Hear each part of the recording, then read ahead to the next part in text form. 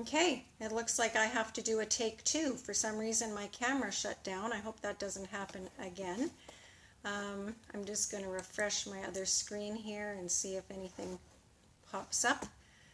So, I'm talking about mobility and flexibility today. So this is day 4 of Active Aging Week, and I'm just checking how, yeah, okay. So it looks like I might be coming on live on the Facebook there. It's a little bit delayed, and I'm just going to give it a minute. So I don't know if you've been able to keep up with me. It's been every day this week. I've been doing a Facebook Live, and it's been a lot of work, but it's been good to review, and I hope that it's been helpful for those of you who are listening. So, have you noticed your body has more aches and pains, especially first thing in the morning? Would you like to move more easily and without pain? Most people, I think, would say yes. And although we get more achy and more pains as we get older, there's a lot of younger people that have pain and aches as well. And mobility and flexibility exercises can definitely help with that. I'm Cindy Dabrowski. I am a health and fitness coach, and I specialize in helping women improve their strength and fitness so that they can feel better, and especially so they can feel better about themselves. And that's really important to me. Today, as I said, I'm talking about the importance of mobility and flexibility exercises, and I'm going to show you a few mobility exercises anybody can do. So, just a couple definitions here. What is flexibility? What does it refer to? Flexibility is the ability of your joints to move through their full range of motion without pain or stiffness. Flexibility training often involves static stretches that lengthen the muscles in each side of a joint. So these are very common. You do them and probably see them all the time. You just get into a certain stretch, you hold it for, you might hold it 10 seconds, 20 seconds to 30 seconds is better, and then you release the stretch. Whereas mobility exercises tend to be more dynamic, moving, warm-up exercises to increase range of motion and flexibility and reduce injury and pain.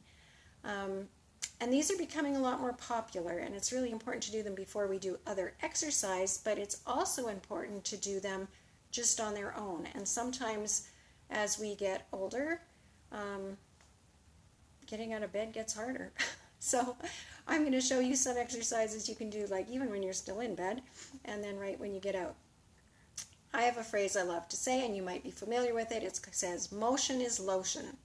We need to keep our joints moving to lubricate the joint and allow for easier movement. The ability to move freely impacts not only how we feel and move, but how well we perform, which makes mobility important for everyone, even athletes. I think the older we get, the more we realize how important stretching is. But no matter what age you are, dynamic and static stretches are essential to moving well and feeling well. Do yourself a favor and add stretching to your regular daily routine. Your body will function much better. As we get older, we lose the ability to access all ranges of motion without pain and compensation. So if we have limited movement in key joints, like the hips, for instance, your knee and your ankle joint will move more than it should to compensate for the lack of movement in the hip. So it does that so that your body can move the way you're asking it to move. So if your shoulder has a restriction, your back is going to overmove. It's going to overarch to compensate for the restriction in the shoulder. And that's when we end up with injuries like shoulder inflammation, pulled muscles, or back, knee, and neck pain. So we want our joints to be able to move freely and easily so that the rest of our bodies do not hurt and get injured, and just so that we can move and do all the activities of daily life.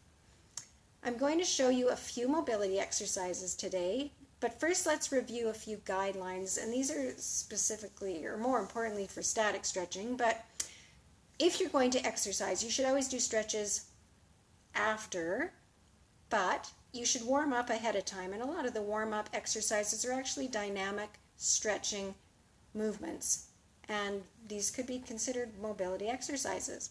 So always do your dynamic moving stretches before you exercise and save the static stretches for after. When you're doing a static holding stretch, hold it for at least 10 to 20 seconds, even 30 seconds is better, and then let it release and then do it again. You'll get a greater stretch the next time. And stretch to the point of tightness, a stretched, relaxed feeling without pain.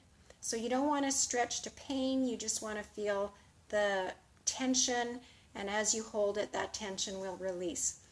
Okay, so if anybody's watching, send me a hello, wave your hand.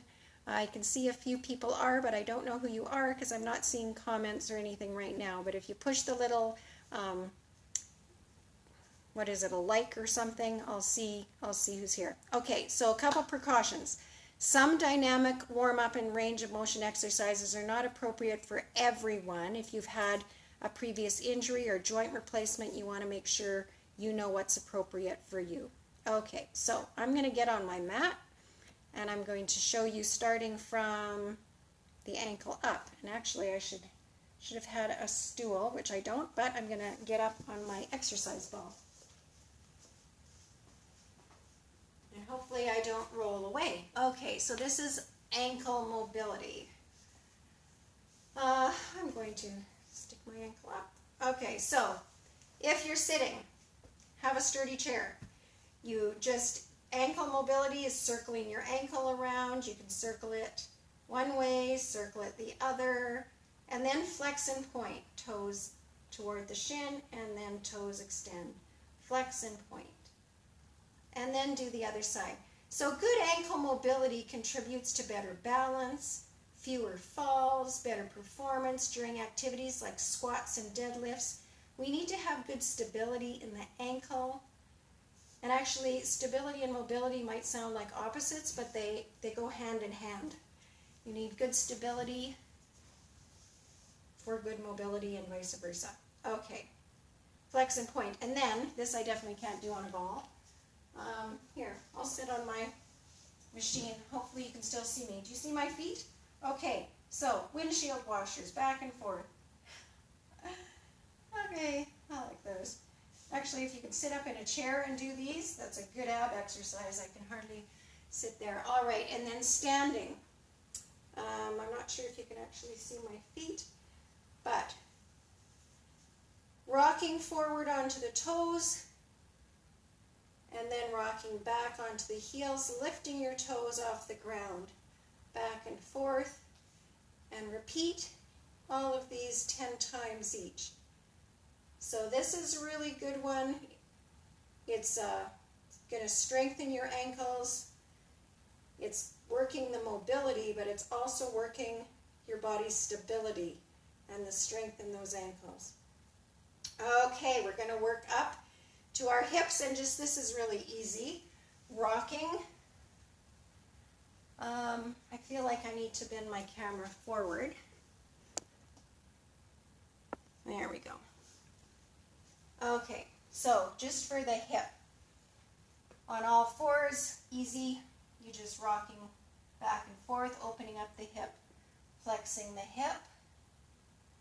This is a good one to do in the morning. And then another one we call a tail wag, which is for working our way up now, the lumbar pelvic joint area. So you just curl your hips toward the same shoulder, and you can do it the same side 10 times. So you're really turning. I'm not going to go backwards because that would be just a little weird, but you can see the angle. Okay, and then on the other side, you would twist again. So now we're really working that lower back. And a lot of people say this one feels really good when they do it. So if you have some stiffness or tension in that lower back joint, you might really enjoy doing this one. It might help you a lot. And then, I should have mentioned too, with the rocking hips, just rocking back and forth on your hips you can do, but you can also extend one leg to the side And now you're getting a different stretch and a different angle of your hip. You're actually stretching that inner thigh and getting a hip, your hip joint rotates in all directions, so moving it in different directions is helpful too. All right, so now I'm going to go to an upper body. So now we're working more of the thoracic spine, moving our way up. A pillow would be nice. You can do this in bed before you even get up. Both arms are on the floor in front of you. Head can be on a pillow. I'll pretend mine is. Your legs are bent, 90-degree angle from the hip and the knee. And then you take your top hand and you just start moving it up along the floor, up over your head. Then you turn your whole body, open up your chest, your hands still on the floor on the opposite side, and you're wide open, looking up at the ceiling. Your shoulders are back on the floor, and you keep bringing your hand all the way down to your hips, and then start rolling back as your hand comes over your hips and back to meet the other hand. Okay, this is a really good one for the back, movement of the spine, and opening up the chest. And you do that 10 times one direction and then roll over, and 10 times the other direction. So that one helps you to really move your arms freely over your head, turning side to side. Poor mobility in that region can lead to shoulder pain, poor posture, and upper back pain. So that helps relieve some of those problems. Okay, so another one is just neck stretches. So now we're going up, and I'm just going to sit down on my mat here again.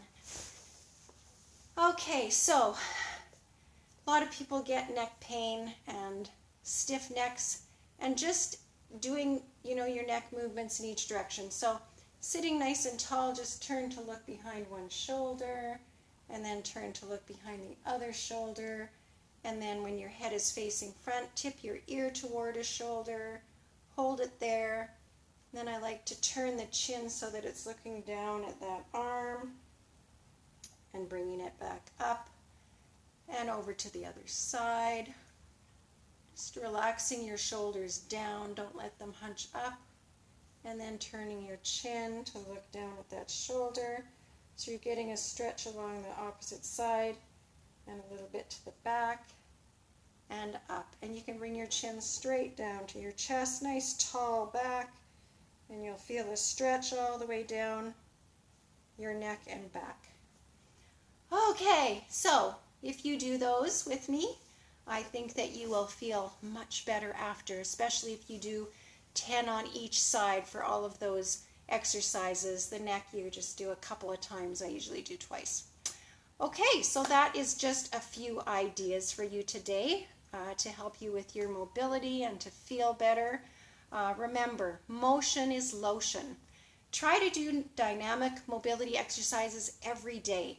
They're great in the morning, as I mentioned, to help you get moving, and before you do other exercise to loosen and warm you up. Then do your static stretches after you exercise, or after a set of mobility exercises if it's just like a stretching day. The static stretches will help you release the tension in your muscles and all, especially after you've been doing some strength training. Okay, well, I hope you enjoyed that. If you have any questions, you can leave them in the comments below or send me a message. I'd love to be able to help you feel a little better and improve the way you move and function. So, tomorrow is day 5, and I'm going to be talking about body fat and weight, especially as it relates to aging. So I hope you join me tomorrow. Thanks. Bye.